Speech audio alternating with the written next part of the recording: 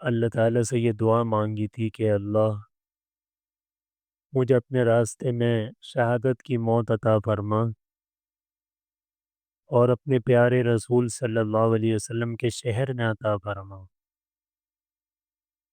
تو اللہ تعالیٰ نے وہ دعا جیسے انہوں نے مانگی تھی اس سے بڑھ کر قبول فرمائی۔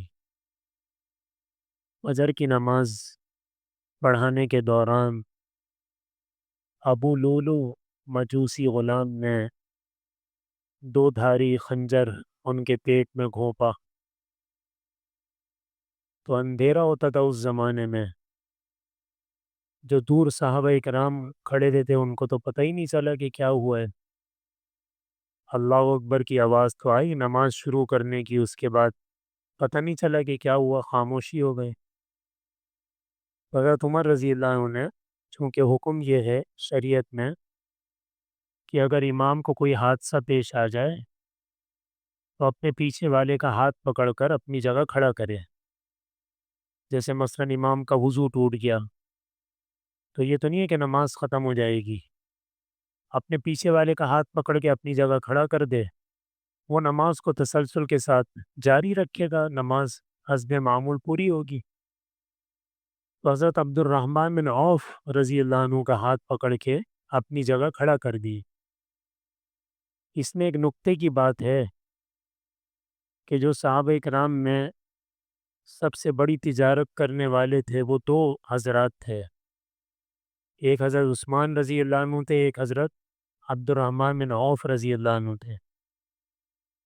تو اس بات کا اندازہ لگائیں کہ جو آدمی سب سے بڑا تاجر ہے تو وہ امام کے بالکل پیچھے نماز پڑھتا ہے۔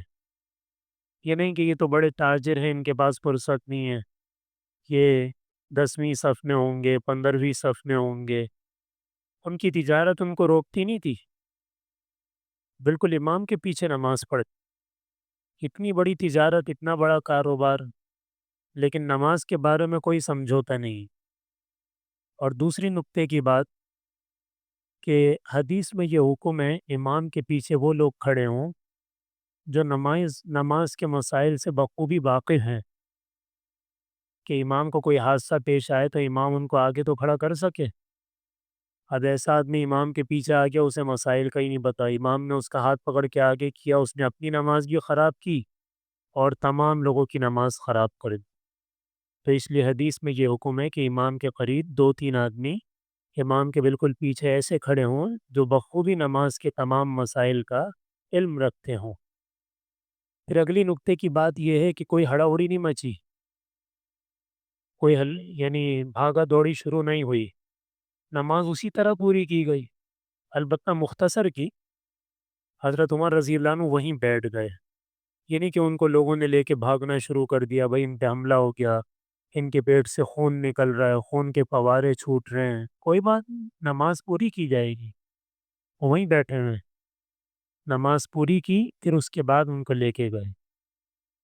تو یہ نماز کی اہمیت ہے کہ اتنا بڑا حملہ ہوا ہے امیر المومنین پہ اور کوئی تبدیلی نہیں ہو رہی، جماعت کی نماز اسی طرح چل رہی ہے۔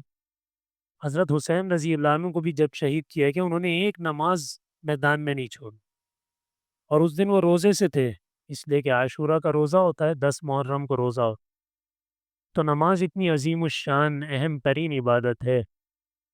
حضرت عمر رضی اللہ عنہ کی بیمار کرسی کے لیے لوگ آ رہے تھے، ایک نوجوان آئے کہ ہنی اللہ کا بھی شہادہ، آپ کو شہادت مبارک ہو۔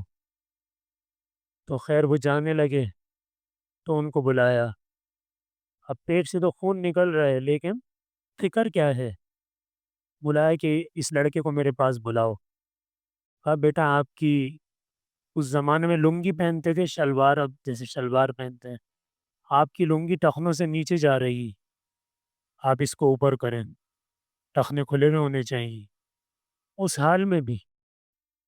تو اس میں ایک اہم بات نماز کی میں عرض کر رہا تھا کہ نماز کا معاملہ اتنا سنگین ہے کہ امام احمد بن حنبل رحمۃ اللہ علیہ، جو 4 اماموں سے بڑے امام ہیں اور جن کی فقہ سعودی عرب میں رائج ہے، بیت اللہ میں، مسجد نبی میں، وہ یہ فرماتے ہیں کہ اگر کوئی آدمی جان بوجھ کر فرض نماز چھوڑ دے تو وہ مرتد ہو جاتا ہے، اس کو قتل کرنا واجب ہے، یہ معمولی چیز نہیں ہے۔ امام مالک، امام شافعی رحمۃ اللہ علیہ، یہ دونوں امام فرماتے ہیں کہ جو آدمی فرض نماز جان بوجھ کر چھوڑ دے، یہ کافر تو نہیں ہوا، مرتد تو نہیں ہوا، لیکن یہ جرم اتنا بڑا ہے کہ اس کو قتل کیا جائے، اس کو قتل کرنا واجب ہے۔ جیسے کوئی آدمی کسی کو قتل کر لے تو بدلے میں اسے قتل کرنا واجب ہوتا ہے، قصاص۔ اسی طرح کوئی آدمی مرتد ہو جائے، کوئی آدمی شادی شدہ ہونے کے باوجود زنا کرے، جس طرح ان کو قتل کرنا فرض ہو جاتا ہے، کہ اس کو بھی قتل کرنا فرض ہے، اس کو قتل کرو۔ کافر تو اگرچہ نہیں ہوا لیکن جرم اتنا سنگین ہے۔ لیکن امام ابو حنیفہ رحمۃ اللہ علیہ فرماتے ہیں کہ نہیں، نہ تو کافر ہوا ہے، نہ اس کی سزا قتل ہے، البتہ قاضی وقت اس کو کوئی نہ کوئی مناسب سزا دیں۔ تو خیر یہ ان کا مذہب ہے، لیکن تین اماموں کا اس بارے میں یہ جو قول ہے، یہ انہوں نے اپنے پاس سے نہیں کہا، ان کے پاس قرآن اور حدیث کے اس کے دلائل ہیں۔ تو اس کے نماز کو ہم ہلکا نہ سمجھیں، کوشش یہ کریں کہ پہلی صف میں نماز پڑھیں، رکعتیں نکلنا یہ اچھی بات نہیں ہے۔ چلو مہینے میں کوئی ایک آدھ مرتبہ نکل جائے ٹھیک ہے، لیکن دن میں 5 نمازیں پتہ چلا 2 میں 3 میں رکعتیں نکل رہی ہے، روزانہ ہی رکعتیں نکل رہی ہیں، انسان ہے، چلو مہینے میں کوئی ایک آدھ مرتبہ ہو جائے۔ اللہ تعالی ہم سب کو اہتمام عطا کریں۔